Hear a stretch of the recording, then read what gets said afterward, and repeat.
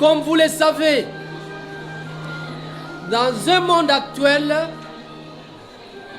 où il y a tellement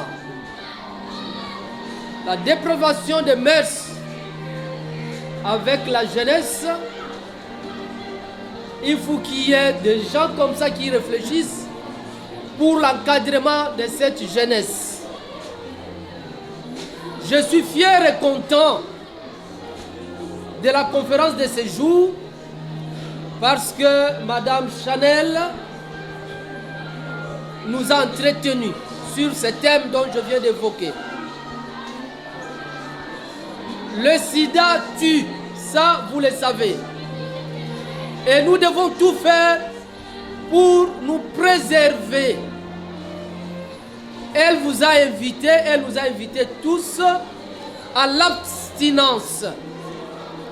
Et je voudrais vous rappeler, vous dire une chose, c'est vrai surtout dans des milieux scolaires. Nous comme responsables, nous sommes très vigilants là-dessus. J'ai passé beaucoup de temps au Gabon, au collège Saint-François d'Angone.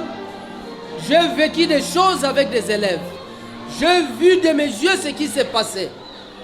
Et moi-même, comme étant professeur de SVT, donc de la biologie, et professeur sciences de la vie et de la terre, au niveau des classes de deuxième, donc les quatrièmes actuels, plutôt deuxième actuel, là-bas c'est la classe de quatrième, nous avions les cours sur le sida. Et comme vous savez, quand nous arrivons à cette période-là, journée mondiale du sida, et on devait tenir des conférences où on devrait parler aux élèves sur ces thèmes. Le Gabon, c'est un petit pays, mais il y a tellement de cas, il y avait tellement de cas de sida là-dessus. Donc je vous invite, je nous invite à être vigilants. Ça m'a tiqué un peu lorsque madame a parlé de préservatifs. C'est vrai, vous connaissez beaucoup de choses. Hein? Je vous dis toujours que je ne vous considère pas des enfants. Eh oui, vous connaissez pas mal de choses, mais il faut faire attention, il faut de la prudence.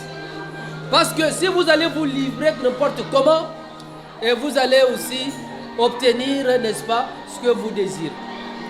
Donc, nous disons merci à madame et à l'équipe, à son équipe, ceux qui l'ont accompagné, et à nous tous ici présents. Mais elle a souligné à la fin le sens de la responsabilité. On ne traite pas quelqu'un qui souffre du sida comme... on ne peut pas le rejeter. Il faut le considérer comme tel. Parce que malheureusement chez nous ici, je ne le vois pas.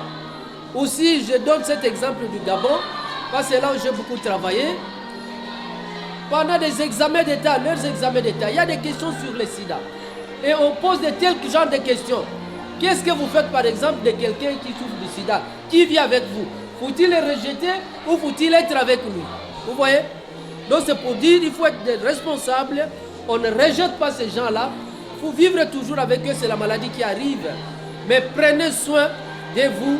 Contrôlez-vous, allez faire des dépistages volontaires.